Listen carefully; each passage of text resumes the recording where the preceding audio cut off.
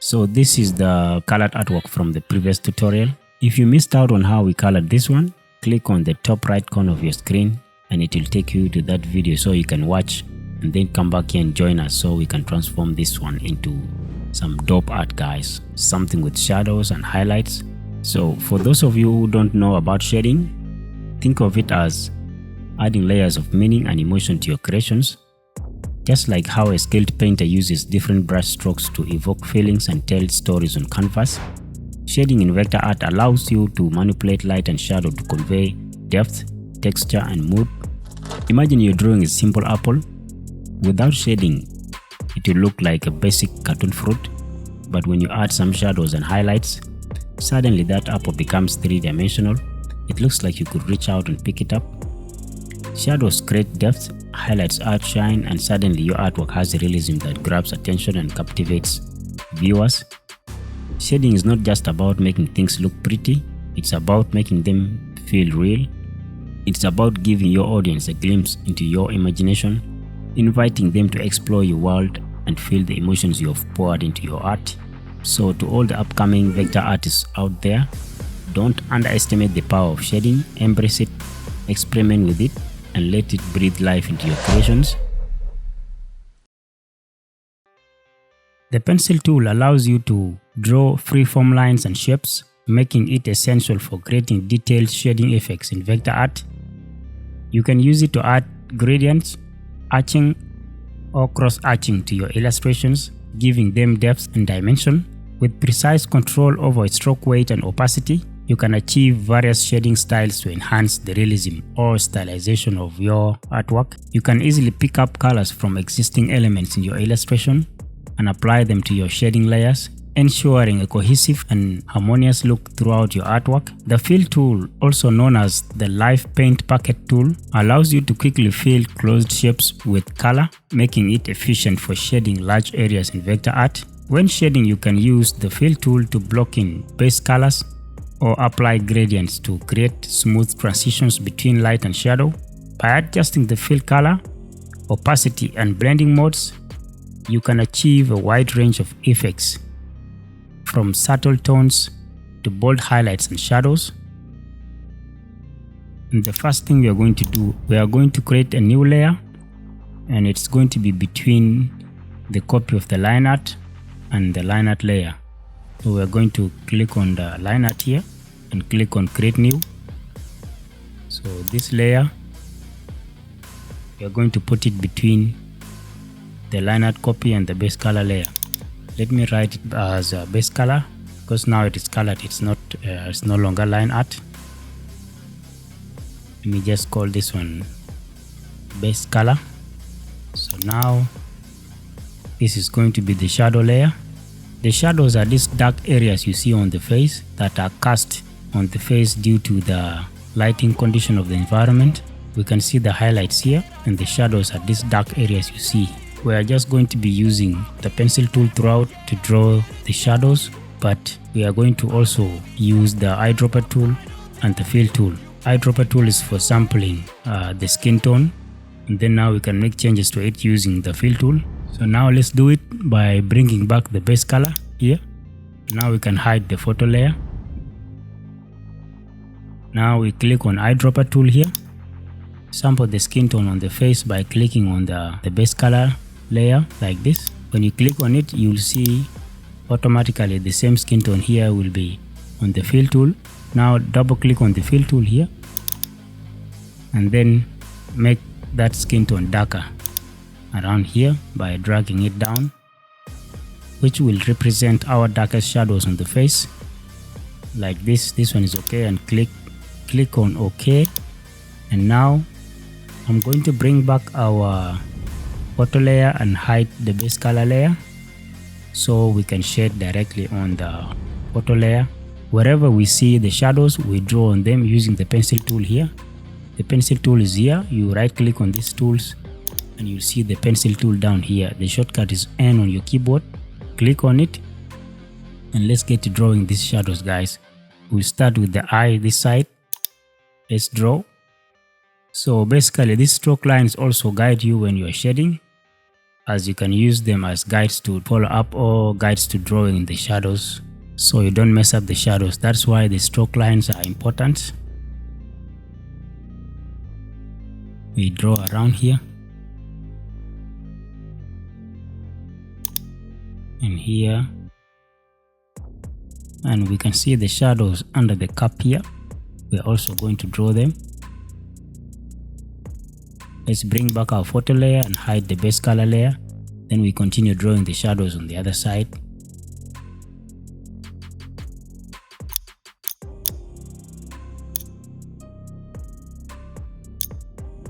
And around here.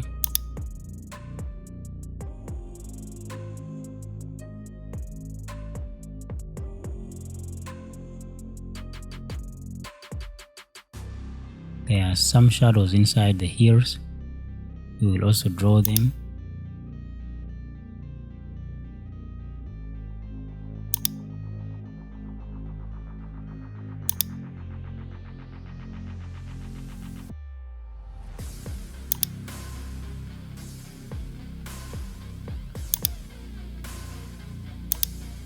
Let's see how they look.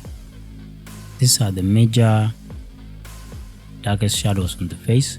So now we're going to create a second layer for the dark shadows. These are the darkest shadows. So we have to create another set of shadows, guys, which is going to be below this darkest shadow here. So this is going to be shadow 1. Then the one we're going to create is going to be shadow 2, and we're going to bring it below shadow 1 here. We will call it shadow 2. So now we will do the same thing, guys. Grab your eyedropper tool and sample the skin tone, and the same skin tone you sampled will be automatically on the fill tool. You double click on the fill tool, and then make some changes by making it a little darker than the usual. Now again, we bring back our photo layer and hide the base color layer so we can draw directly on the face. Then this other set of shadows are these ones, guys, the ones that are not really very dark like the ones we have drawn here. They are the ones we can see here, these ones. So let's draw them.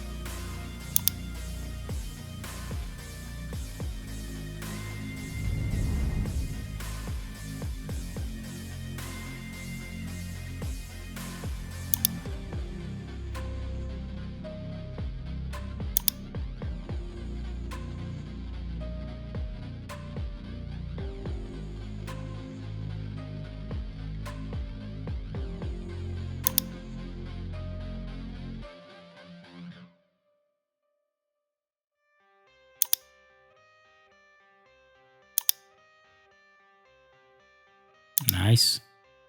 Let's tweak the colors a little bit.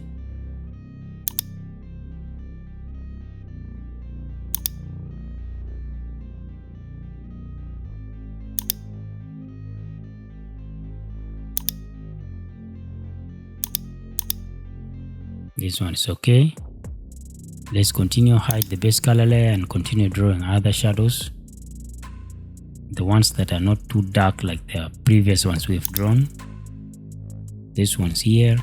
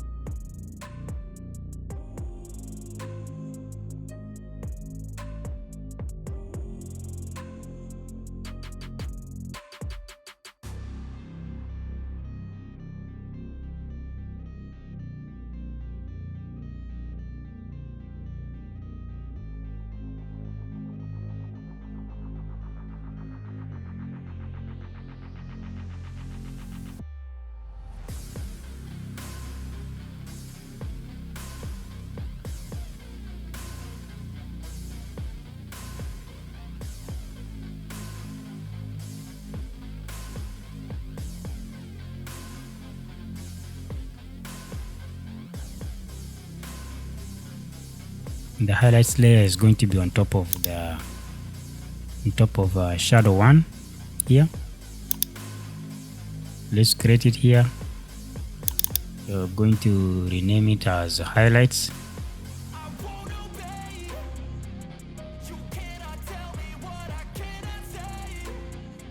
So you have to be mindful of layer arrangement for you to work efficiently.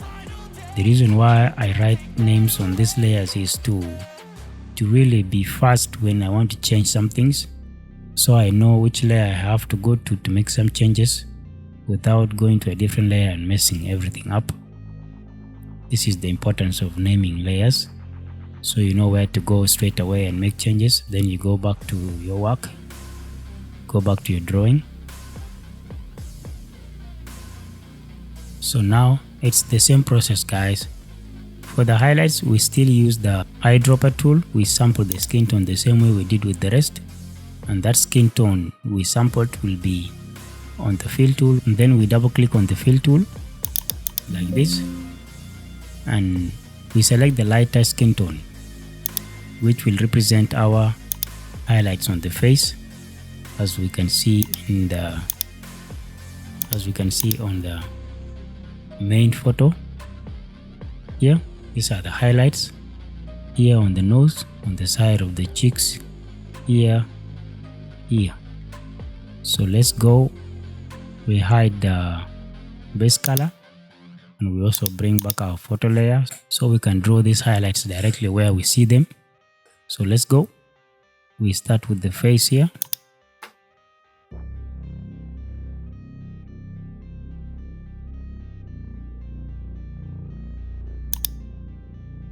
Here on the face,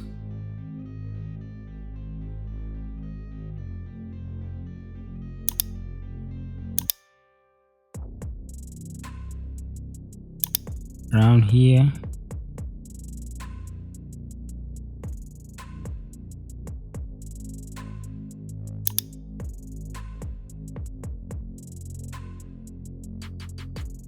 shading is the simplest part here. It is not like when you're creating a line art. Line art is the most tedious work you can do as a beginner, but when you are used to, it's just very simple, guys. But shading is just copying what you see on the photo. If it is highlights, you pick a brighter skin tone and you use it as highlights. If you want the darker parts of the photo, which are the shadows, you make the skin tone darker and you continue. Very simple, guys. But for starters, it is hard. So that's why I have to go slow with this so you guys can understand properly.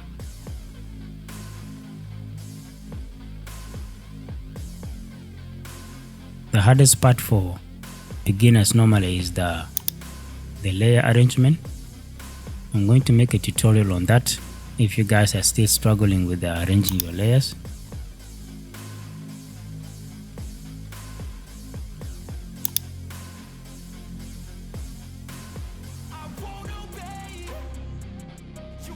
Let's see how it looks. Yes, but we need to make some changes to the brighter skin tone. We're going to recolor it with the color harmony like this.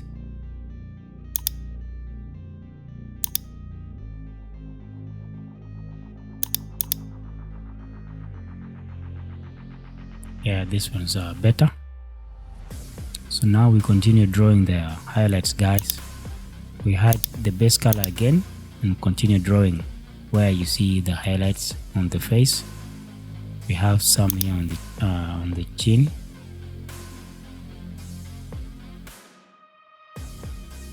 And here.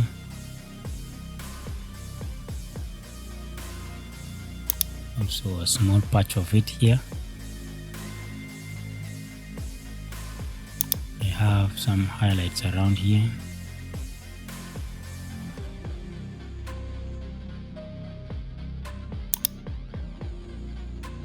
We have some here.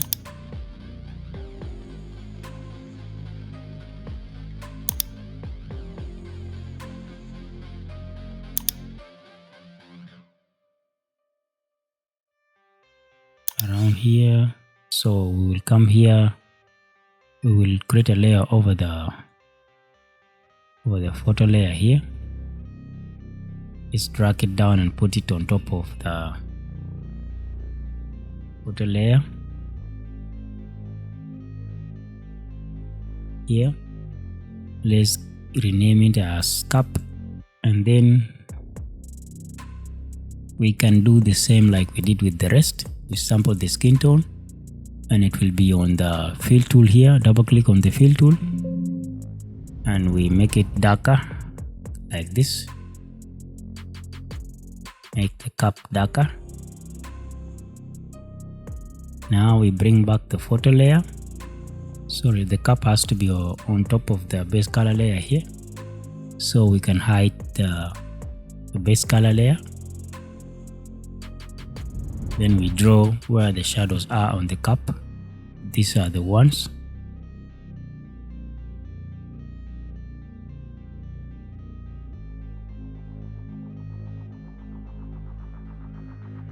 These are the shadows, guys. We have some small shadows down here. We are also going to draw them.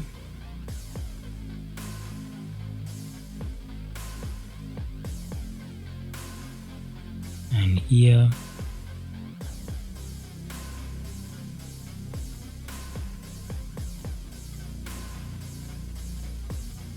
where we see the highlights on the cup, and they are here, these bright spots on the cup.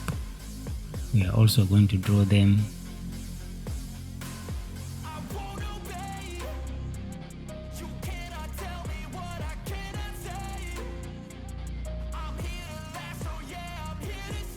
Shading the lips, including the teeth. Let's call it lips. Here we will do the same thing. We sample the skin tone on the upper lip. Then we double click on the fill tool to change it to make it darker. Around here is good. Click OK. We go to pencil tool and we turn off the base color layer and bring back the photo layer. Then draw where we see the darker shadows on the lower lip.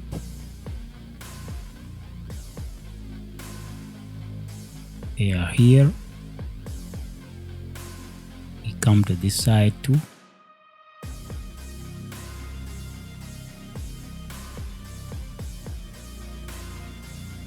So it's basically the same thing, guys.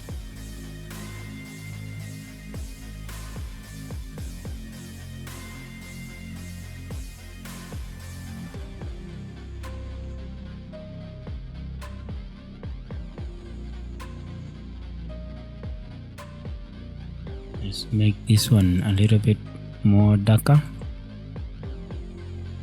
around here. This one is good. So now we will create the highlights on the upper lip.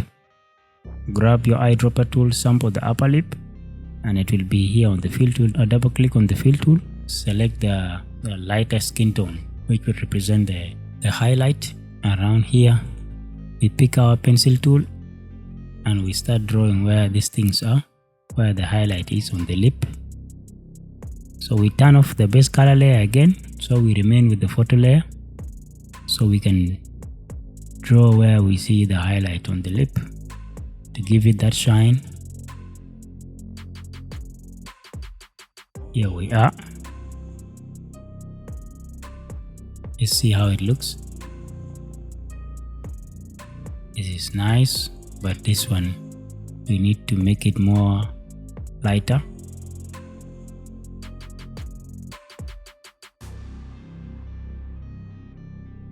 This is good.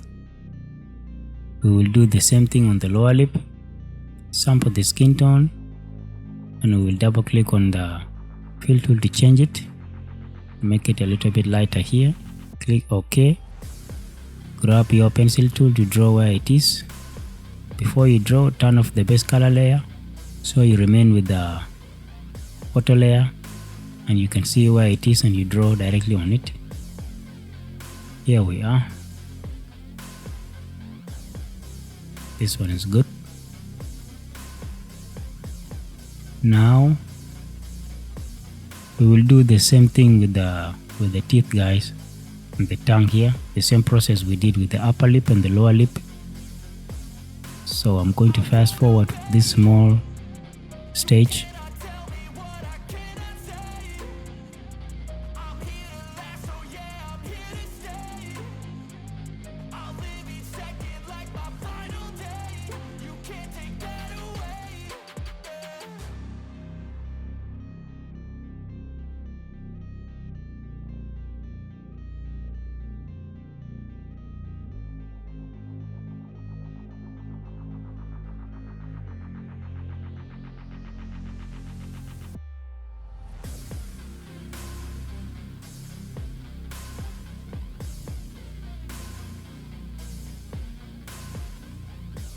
You click on the gradient. If you don't find gradient on this panel, you come to window and you'll see gradient here, or you can click on Ctrl or Command plus F9 and it will pop up on the screen. Click on the gradient and you'll see the two sliders here. This is a gradient slider, this is also a slider that you can use to move them around. So we are going to sample the skin tone on the eye, both sides. Then we change one side, make it pink, like this. This one is good.